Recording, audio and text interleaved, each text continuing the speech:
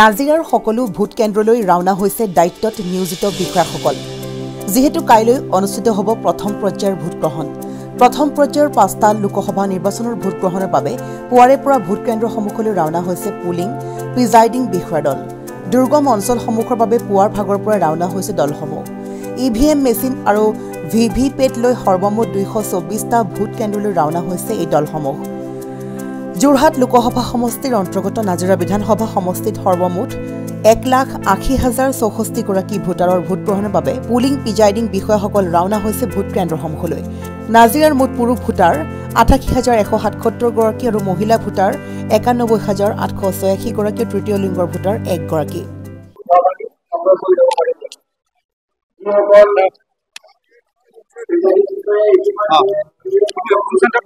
Oh, 192 Halwadi.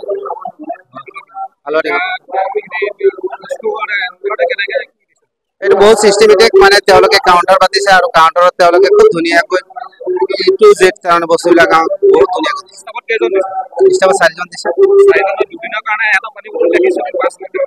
পানী bottle এইখিনি দিলে বাকিখিনি লাগিলে আমাৰ তাতে আছে স্কুলতে পাম।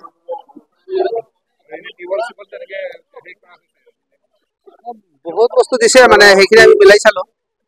আমাক খোৱা বোৱা ধুনীয়া দিছে, মাছ দিছে, চব্জি দিছে আৰু বহুত ধুনীয়া।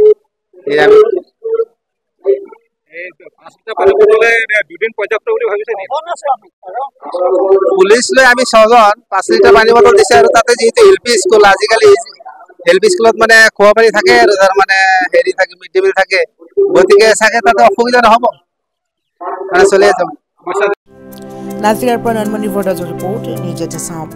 ঘৰ, অফিচ, গুদান আদি সলনি কৰাৰ কথা ভাবিছে নেকি?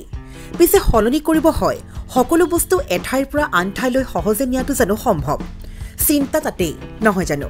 কেৱল ঘৰ অফিচে নহয়, ডাঙৰ ডাঙৰ মেচিন, বাইক, ডাঙৰ ডাঙৰ গাড়ীকে ধৰি সকলো বস্তু।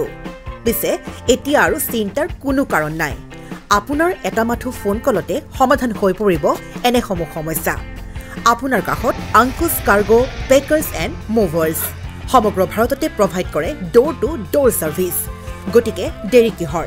এতিয়া যোগাযোগ কৰক 9957630102 অথবা 9546214823 নম্বৰত। লগতে ঠিকনা ফটাহিল আমবাৰী নিয়েৰ অনাথ আশ্ৰম, আমবাৰী থানা, গুৱাহাটী।